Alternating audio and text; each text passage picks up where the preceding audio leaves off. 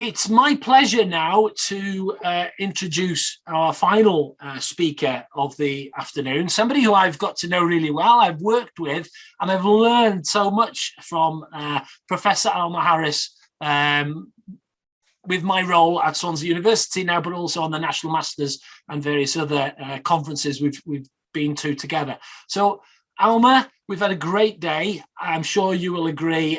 We're looking forward to hearing what you've got to say and bringing it all together kind of at the end of the day. So over to you, Alma. Thanks, Jeremy. And what a fantastic day. I have to say, I've learned a huge amount. And the presentations by Rhian and Kerry just brought home to me why we should be so proud of our Welsh teachers and our Welsh leaders and our Welsh education system. And also, you know, listening to Amy, Sarah, Adam and Paige, same thing. We should be enormously proud of our system and our teachers and what we've been achieving, even during the COVID times. So I just wanted to sort of try and draw this together. And I think there's a slide somewhere, which I hope that Charlotte will sort of put onto the screen, which tries to summarize the richness of the conversations we've had today, and also to encapsulate, I suppose, some of the key messages for our middle leaders out there, our aspiring leaders out there, anyone who thinks that leadership would be a real proposition for them.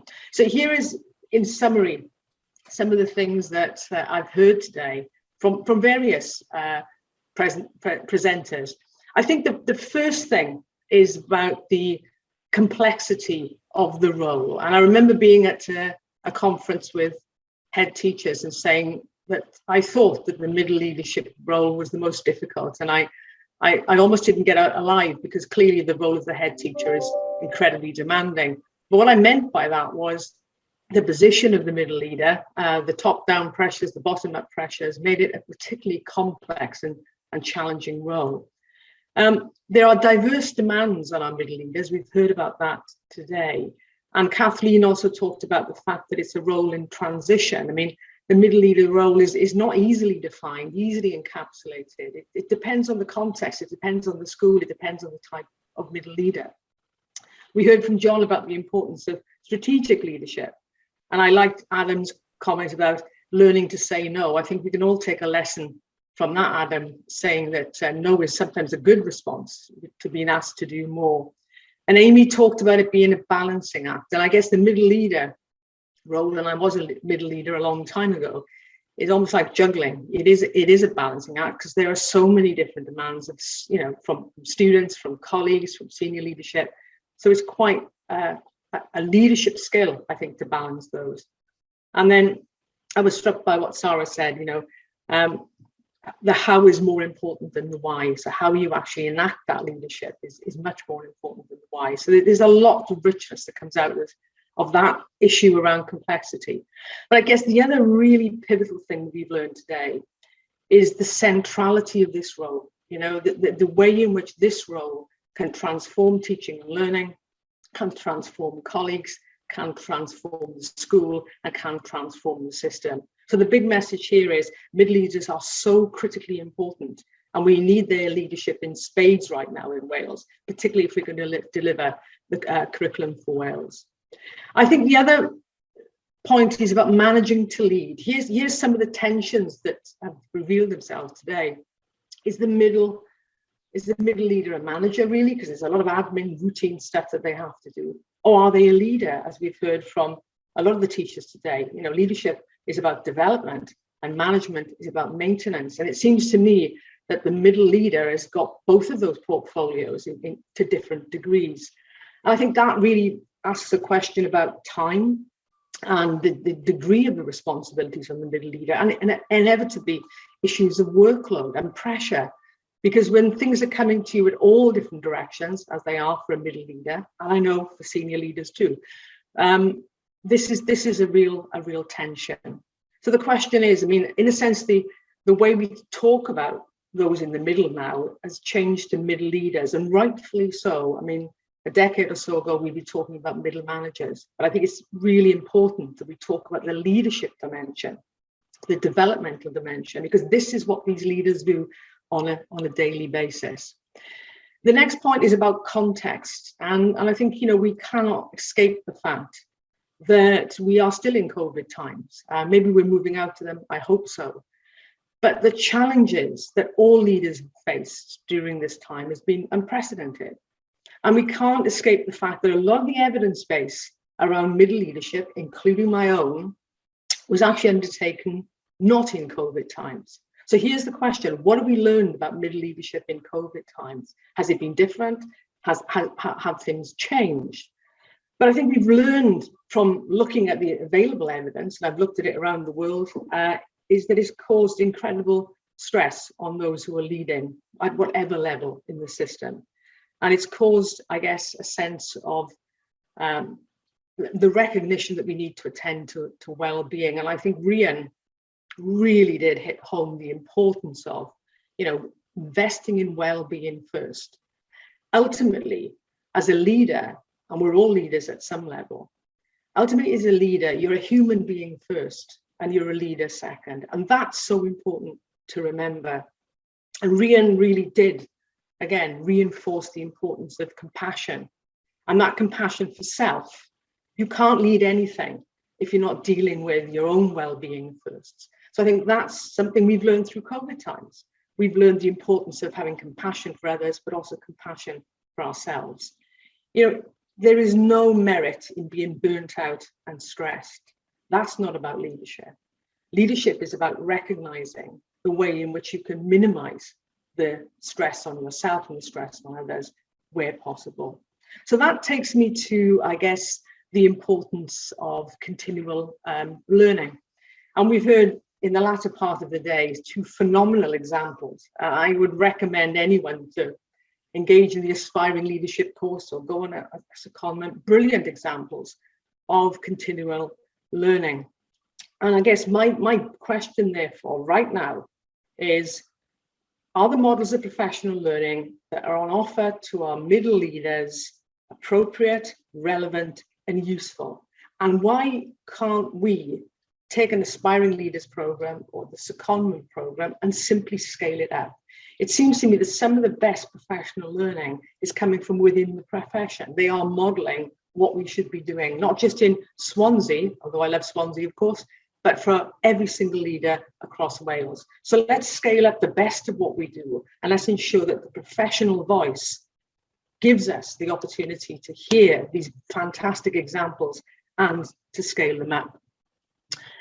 The next point was all about the curriculum and I guess the co-construction of the curriculum and how pivotally important now middle leaders are in taking that forward. They are the subject experts. They are trailblazing the way. They are co-constructing the curriculum. This has never been a moment that is more important for middle leaders, because they are at the heart of curriculum reform. They are at the heart of constructing this new curriculum. So no pressure. The other point is about collaboration. And I think we heard a lot about the importance of collaboration. And, someone said that isolation is the enemy of improvement. And of course it is. The more we can collaborate within, between, and across schools, the more we can share, the stronger we become as a system. And our middle tier, our middle leaders within that system are so critically important. They are the leaders of the future. They're our senior leaders of the future. So we need to be investing in them, but also giving them the recognition they deserve for making this curriculum actually a realization, a reality. That takes me to the issues of culture and consistency, and the importance of recognizing that middle leadership looks different in every school context. There's no uniformity. There's no blueprint for middle leadership. And if there was, I would discard it, because I think that contextual variation is so important in determining how those leaders lead and the way in which they actually influence others. And I guess that's the important thing about middle leadership, is it touches every part. It touches the classroom, it touches senior leadership, it touches colleagues. So it's a really pivotal position to be in. And I think the point was made about consistency and the importance of ensuring that there's a consistent practice focused on the right things. I mean, right now, I guess we are being persuaded to focus on the latest things, and some of the latest things come in a technological form. And ultimately, I think what COVID has taught us is that there's nothing as important as the human connection. And technology can only do so much. And teaching is all about the human connection. So I think we've reinforced today the importance of, leaders and their relationships with others, and building those relationships between, across, and within schools. So there's something very important here about culture and growing culture. And as we know, what the best leaders do is they grow a positive culture through collaboration, through respect, through trust, through ensuring that every single leader, aspiring or otherwise, has the right sort of support and professional learning. Again, we've seen that in spades in the examples that have been given today. And finally, I think it comes back to capacity building.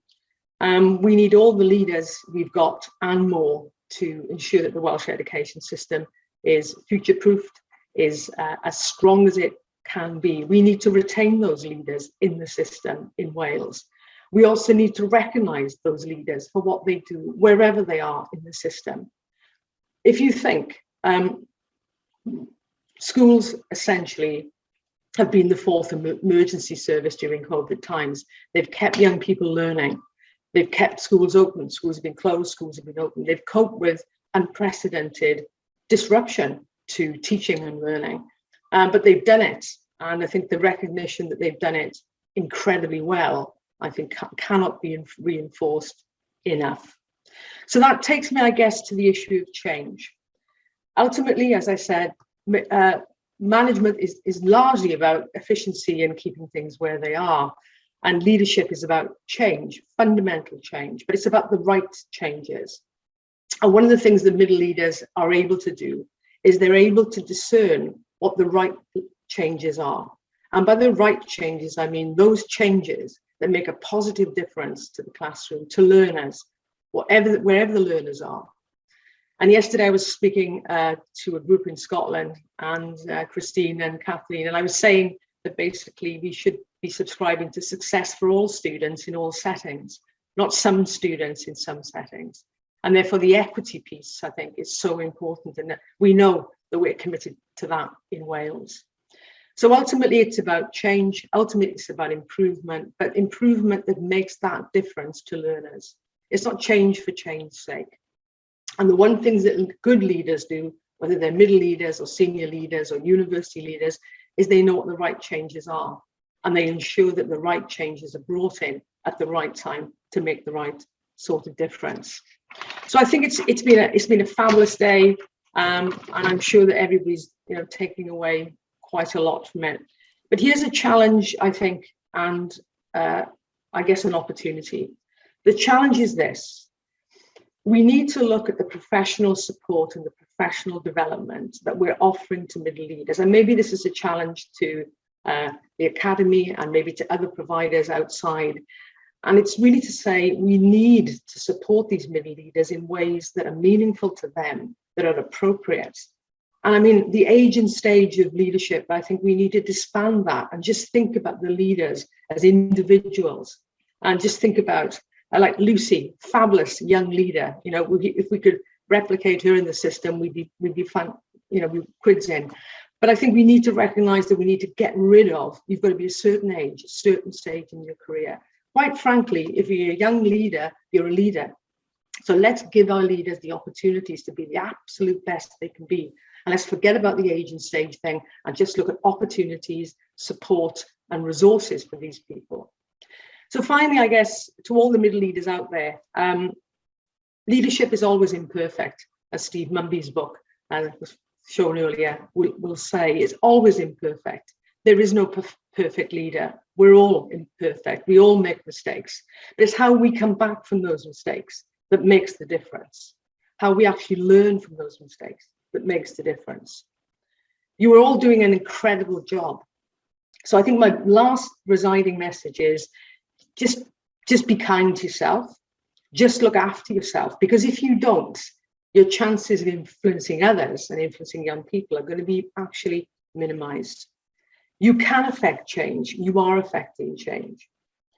The Welsh system needs you right now more than ever before. This curriculum is a huge beast, and in a sense, it's one that we've co-constructed. But for young people, for the future generations, this is going to be their curriculum. This is going to be their learning experience. So we need all hands on deck, right across the system, all leaders at all levels, going in the same direction with consistency, but also with passion and with pride. Finally, very finally, you are valued and very important. And I think if anything comes out of today, it's just how much you are valued, how important you are. And if I can just quote Rian, and every day, make sure you go for more joy. Thanks, Jeremy.